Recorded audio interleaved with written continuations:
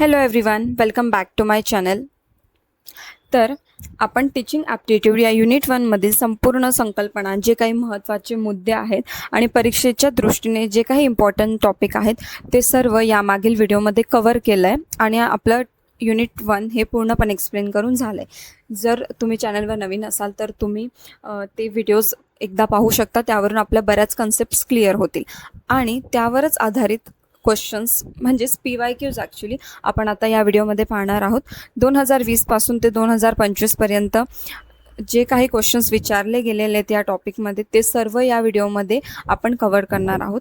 यामधून आपल्या बऱ्याच टॉपिक्स अजून क्लिअर होतील आणि कोणत्या प्रकारचे प्रश्न विचारले जातात किंवा कोणत्या टॉपिकवर जास्त विचारले जातात हे सर्व कन्सेप्ट्स आपल्या या व्हिडिओमध्ये कव्हर होणार आहेत.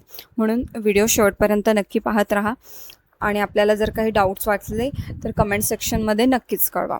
तर सर्वप्रथम आपण सुरुवात करणार आहोत आता जून 2025 म्हणजेच लास्ट इयरच्या क्वेश्चन पेपरपासून.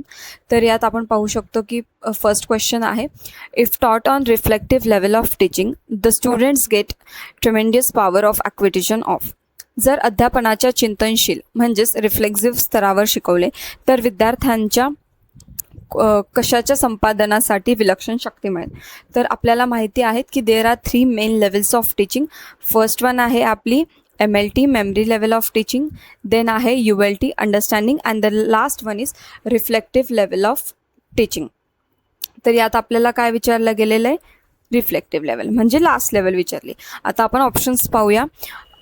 मी तुम्हाला एक चांगलं सांगेल की कधी पण हे MCQ सॉल्व्ह करताना ऑप्शन आपण डिस्क्रिमिनेट म्हणजेच एलिमिनेट करायला शिका. की जे ऑप्शन आपल्याला माहिती आहे की हे फिक्स येणार नाही तर ते आपण आधीच कट करून द्यायचे, म्हणजे तेवढंच आपल्याला PYQ सॉल्व्ह करायला इझी जातं आणि आपला वेळही वाचतो. तर इथे आपण पाहू शकतो की ऑप्शन फर्स्ट आहे फॅक्च्युअल इन्फॉर्मेशन. ही आपल्याला माहिती आहे की फॅक्ट्स ही मेमरीवर डिपेंड आहे. ओके, ठीक आहे. देन आपण पाहणार आहोत जनरलाइज इन्साइट म्हणजेच सामान्यकृत अंतर्दृष्टी. हे पण आपल्याला माहिती आहे की ही अंडरस्टँडिंग लेवलशी रिलेटेड काहीतरी आहे. आणि last one is problem solving. तर यांनी आपल्याला विचारले की रिफ्लेक्झिव्ह लेवलच्या टीचिंगवर.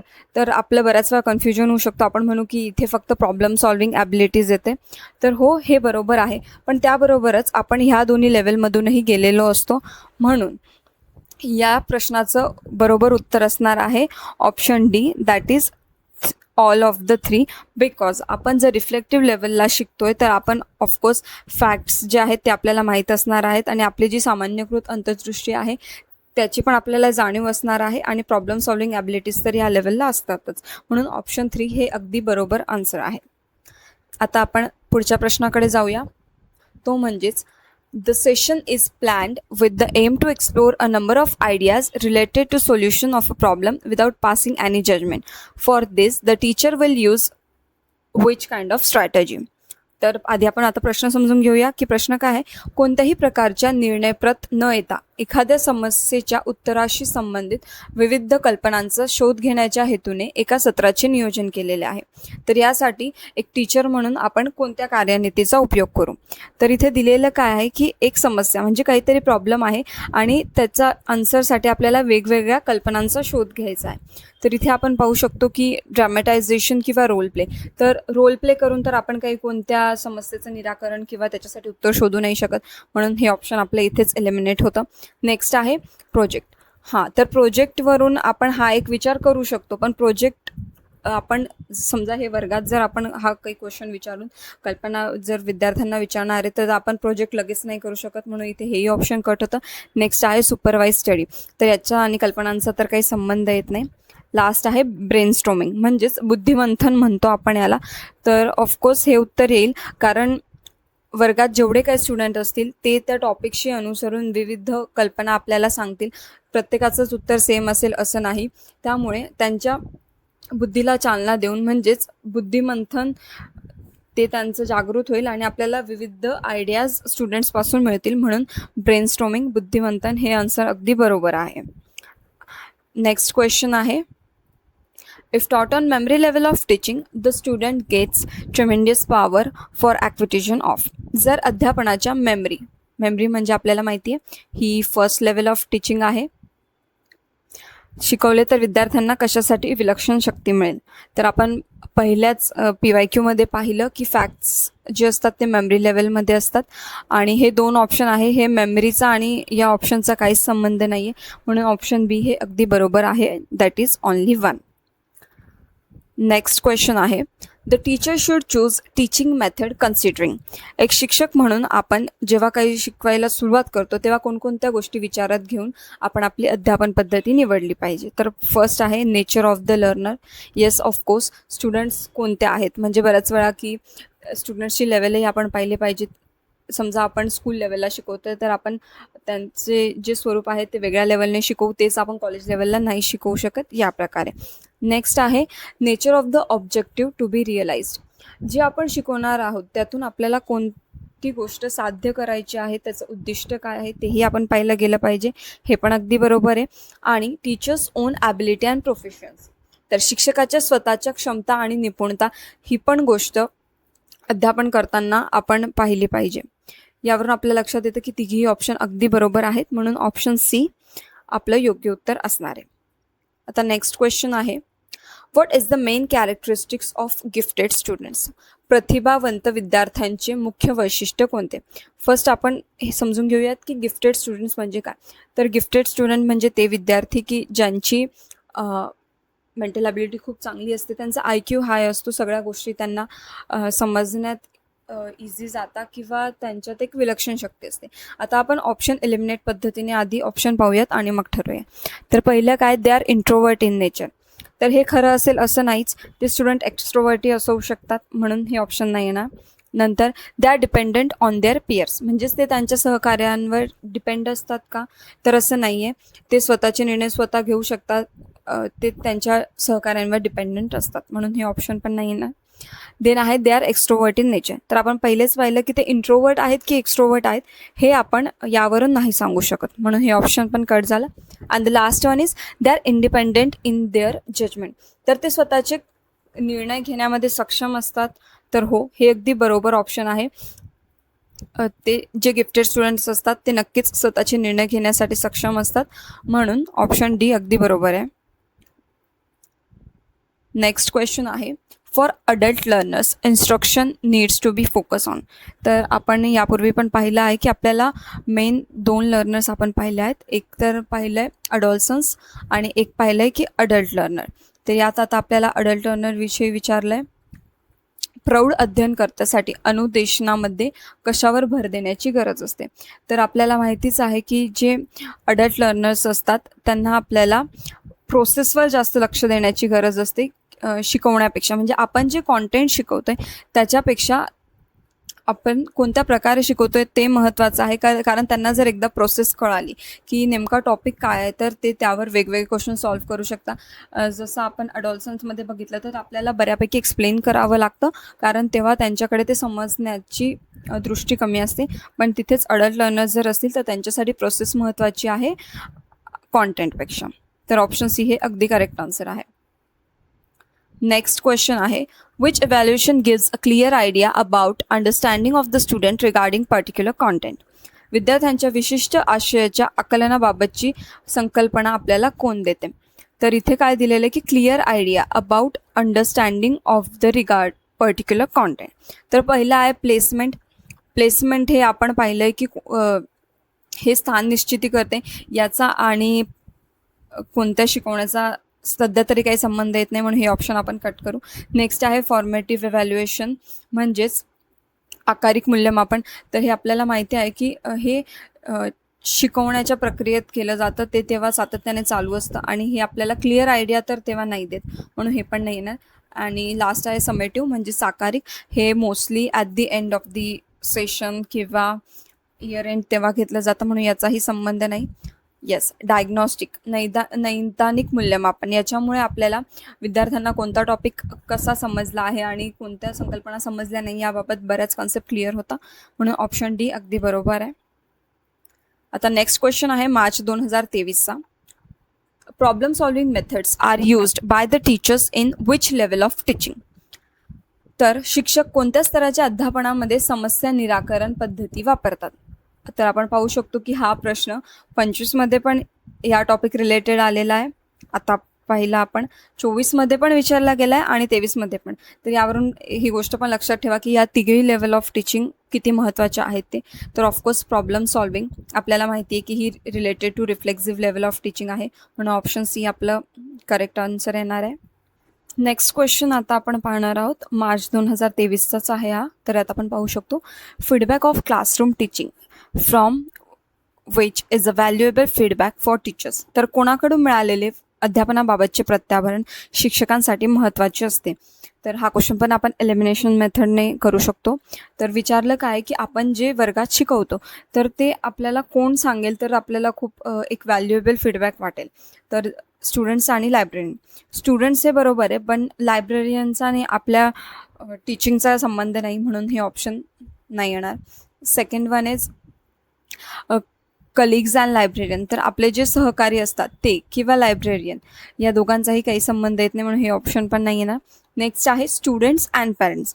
तर ऑफकोर्स आपण जे काही शिकवतो याबाबतचा फीडबॅक आपल्याला स्टुडंट्स आणि पॅरेंट यांच्यापेक्षा चांगला कोणीच नाही देऊ शकत, कारण स्टुडंट्सला किती समजतं त्यावरच आपलं शिकवलेलं डिपेंड असतं, आणि तेच त्यांच्या पॅरेंट्सला पण सांगतील तर तेही आपल्याला सांगतात की हो हे टीचर्स खूप छान शिकवतात, म्हणून हे ऑप्शन अगदी बरोबर आहे.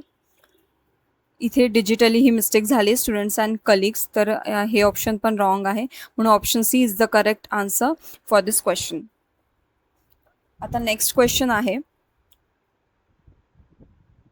Swayam stands for.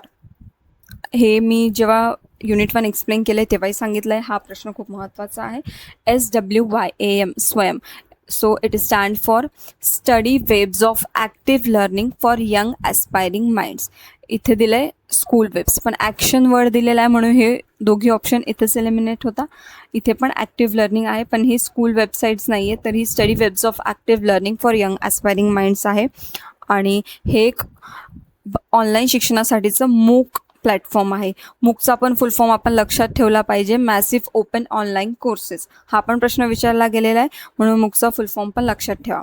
आता नेक्स्ट आपण 2023चाच क्वेश्चन पाहणार आहोत, तो म्हणजे which is more suitable method for teaching of history. तर इतिहास शिकवण्यासाठी कोणती पद्धत आहे की जी सर्वात जास्त योग्य आहे. तर यात आपण ऑप्शन फर्स्ट पाहूया, रोल प्ले मेथड. तर हो, आपण एक कॅरेक्टर्स रोल प्ले करून ही मेथड शिकू शकतो, तर अगदी बरोबर आहे. नेक्स्ट ऑप्शन पण पाहून घेऊ की डेमॉन्स्ट्रेशन मेथड. तर नाही, डेमॉन्स्ट्रेशन मेथड ही नाही येणार, कारण डेमॉन्स्ट्रेट करून आपण हिस्ट्री नाही शिकवू शकत. नेक्स्ट आहे एक्सपेरिमेंट. एक्सपेरिमेंट करून पण नाही शिकवू शकत, आणि डिडक्टिव्ह मेथडने पण नाही. तर रोल प्ले मेथड म्हणजेच भूमिका निर्वहनामुळे ऐतिहासिक घटना व व्यक्तिरेखा सजीव होतात आणि त्यामुळे इतिहास शिकवणं इझी जातं. So option 1 is the correct option. Next आहे, learning process is monitored by which evaluation. अध्ययन प्रक्रियेवर कोणत्या मूल्यमापनाद्वारे लक्ष ठेवले जाते.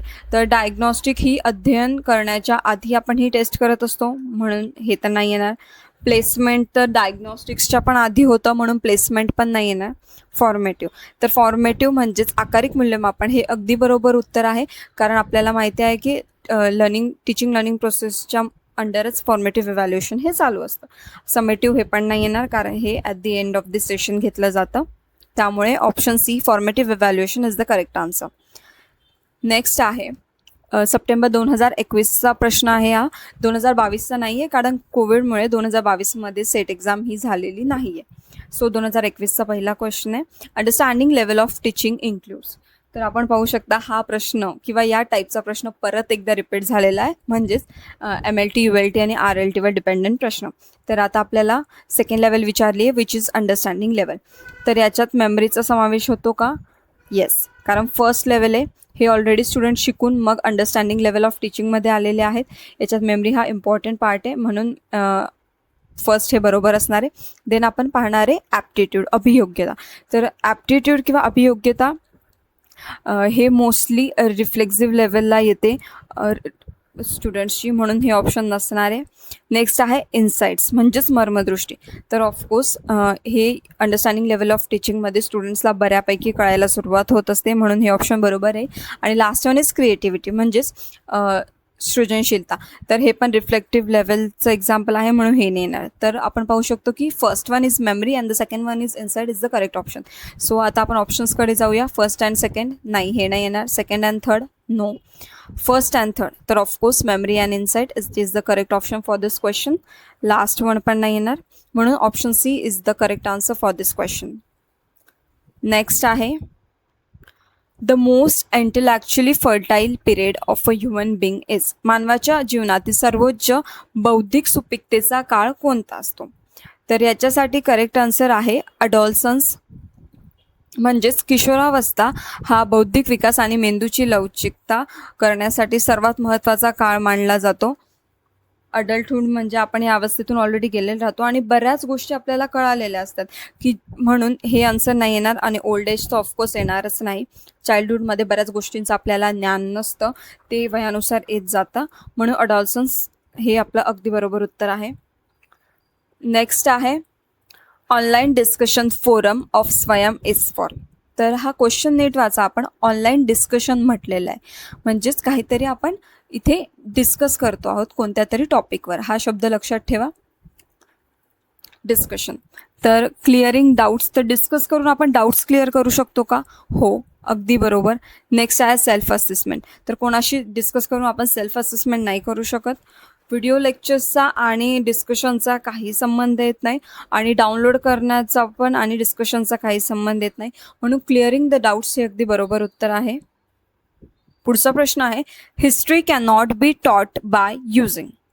आता इथे पण आपण एक गोष्ट लक्षात घेऊ शकता की हिस्ट्री रिलेटेड प्रश्न आपल्याला 2023मध्ये पण विचारला गेला आहे आणि 2021मध्ये पण हा क्वेश्चन आलेला आहे. तर आता आपण पाहूया याच्यातले ऑप्शन्स काय काय आहेत. तर कशाचा उपयोग करून इतिहास हा विषय शिकवता येत नाही? तर डिजिटल चार्ट्स, ऑफकोर्स याचा वापर करून आपण हिस्ट्री शिकवू शकतो. काहीतरी डिजिटल एखादा टॉपिक शिकवतो आणि त्याच्याशी रिलेटेड काही डिजिटल चार्ट्स असतील ते शो करून आपण हिस्ट्री शिकवू शकतो, म्हणून याच्याने आपण शिकवू शकतो. पण हे ऑप्शन चुकीचं आहे, कारण आपल्याला विचारलं आहे कॅन नॉट. सो आपल्याला जे नाही आहे ते उत्तर हवं आहे. मॅप्स दाखवून पण आपण शिकवू शकतो, म्हणून हे ऑप्शन पण नाही येणार. Third one is demonstration method, प्रात्यक्षिक पद्धतीने. तर आपण या पद्धतीने हिस्ट्री ऑफकोर्स नाही शिकवू शकत, कारण एक एक्झाम्पल देते.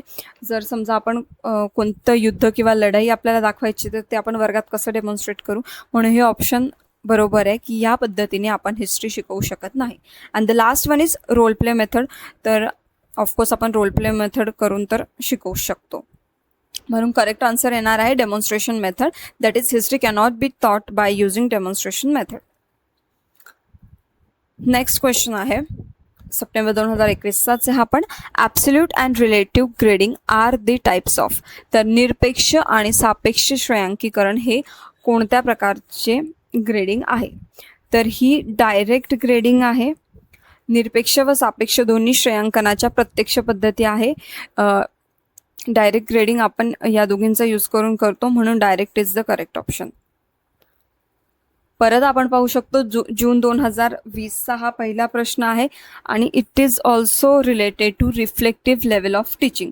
म्हणजे ऑलमोस्ट आता आपण 2020 म्हणजे टोटल 5 क्वेश्चन पेपर पाहिला आहे आणि प्रत्येक क्वेश्चन पेपरमध्ये आपण नोटीस केलं असेल की MLT, RLT, ULTवर रिलेटेड एक तरी प्रश्न विचारला गेलाच आहे, म्हणून या टॉपिकचे गांभीर्य पण लक्षात घ्या.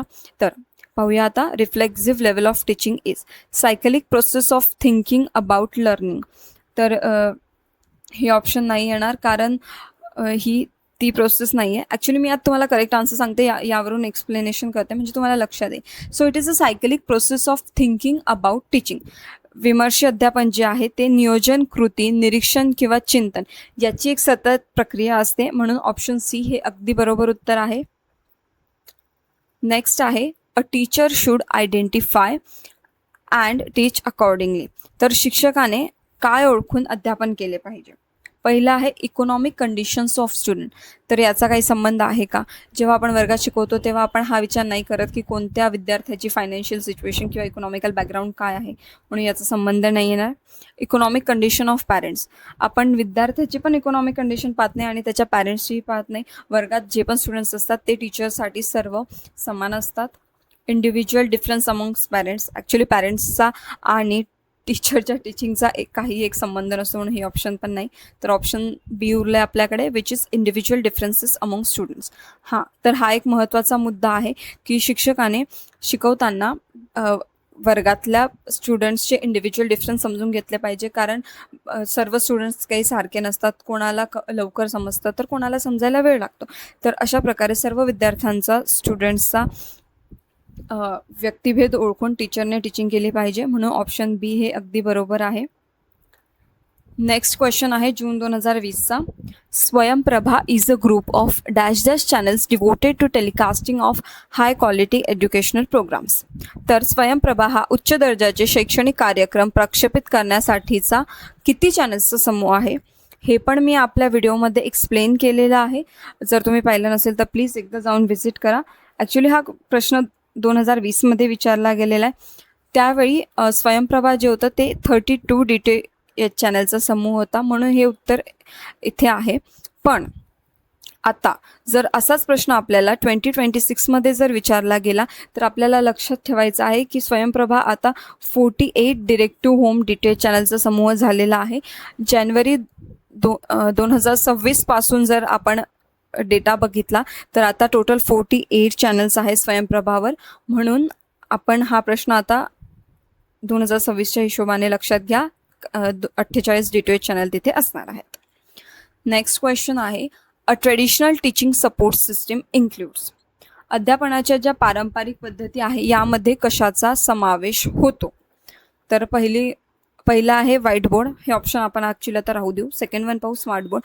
तर ट्रेडिशनलमध्ये स्मार्ट बोर्डचा संबंध येत नाही, डिजिटल बोर्डचा पण संबंध येत नाही. आता आपण बरेच जण म्हणू की व्हाईट बोर्ड येईल, पण आपल्याला हे माहिती आहे की एकदम स्टार्टिंगला जेव्हा टीचिंग आलेली होती तेव्हा जास्त ब्लॅकबोर्डचा यूज व्हायचा, किंवा द 3 डायमेन्शनल मॉडेल म्हणजेच त्रिमितीय मॉडेल.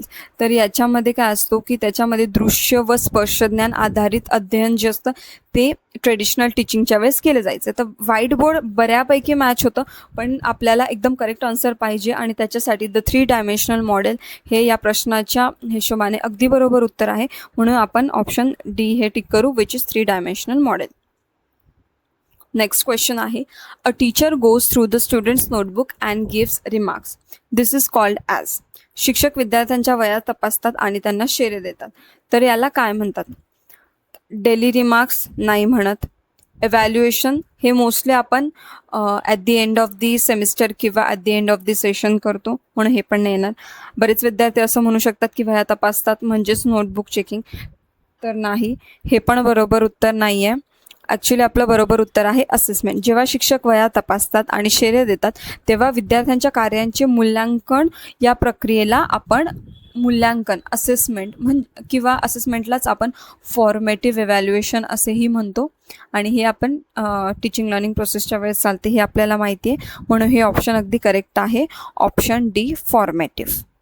नेक्स्ट क्वेश्चन आपण पाहणार आहोत, टीचर एज्युकेशन इज. शिक्षक शिक्षण हे कोणत्या प्रकारचं एज्युकेशन आहे? तर पहिलं आहे की प्रोफेशनल म्हणजेच व्यावसायिक आहे. तर हे अगदी बरोबर आहे, कारण आपण पाहू शकतो की व्होकेशनल एज्युकेशन म्हणजे ही रिलेटेड टू काहीतरी स्किल्स डेव्हलपमेंट असतं किंवा एखादी ट्रेनिंग वगैरे रिलेटेडशी असतं, तर म्हणून ही ऑप्शन नसणार आहे. टेक्निकल एज्युकेशन पण नाही आहे, स्किल एज्युकेशन आपण पाहिलं की हे नाहीच आहे, म्हणून ऑप्शन ए प्रोफेशनल एज्युकेशन हे अगदी बरोबर उत्तर आहे. नेक्स्ट प्रश्न आहे, nomenclature of education department of India has been change to human resource development in which year. भारतातील शिक्षण खात्याचे नाव मानव संसाधन विकास मंत्रालय असे कोणत्या साली केले गेले? तर हा प्रश्न आपण पाहू शकतो की मार्च 2023मध्ये विचारला गेलेला आहे. आणि हे जे नाव आहे MHRD म्हणजेच ministry of human resource and development हे 1986मध्ये म्हणजेच राष्ट्रीय शैक्षणिक धोरण 1986 अंतर्गत शिक्षण मंत्रालयाचे नाव बदलून मानव संसाधन विकास मंत्रालय करण्यात आलेले होते. आणि आता याचेच नाव बदलून मिनिस्ट्री ऑफ एज्युकेशन झालेले आहे. 2020 पासून पुन्हा एकदा हे नाव चेंज करून मिनिस्ट्री ऑफ एज्युकेशन असं करण्यात आलेलं आहे. म्हणून आपल्याला आता 2026मध्ये हा प्रश्नही विचारला जाऊ शकतो की MHRDचं नाव चेंज करून आता काय करण्यात आलेलं आहे? तर ते करण्यात आलेलं आहे मिनिस्ट्री ऑफ एज्युकेशन आणि ते 2020 पासून लागू करण्यात आलेलं आहे. हे पण आपण लक्षात ठेवलं पाहिजे. आणि आता एक लास्ट क्वेश्चन आहे, तो म्हणजेच to receive the degree Vasu learner was expected to learn minimum how many years in gurukul. Vasu ही एक पदवी आहे जी की आपल्या पूर्वीच्या अध्यापनाच्या काळी दिली जात होती. जेव्हा गुरुकुल वगैरे या अशा संकल्पना अस्तित्वात होत्या तेव्हा गुरुकुलात अध्ययन करण्यासाठी आणि वसू ही पदवी प्राप्त करण्यासाठी वयाचे एकूण आपल्याला 12 वर्षे अध्ययन करणे आवश्यक होते. म्हणून ऑप्शन ए 12 हे अगदी बरोबर उत्तर आहे. तर याचप्रमाणे आता आपली ही क्वेश्चन आन्सर्सची सिरीज कंप्लीट झालेली आहे. यात आपल्याला कोणत्याही प्रकारचा काहीही डाऊट असेल तर प्लीज कमेंट सेक्शनमध्ये नक्की कळवा आणि व्हिडिओ आवडला असेल तर लाईक करायला विसरू नका. Thank you for watching the video.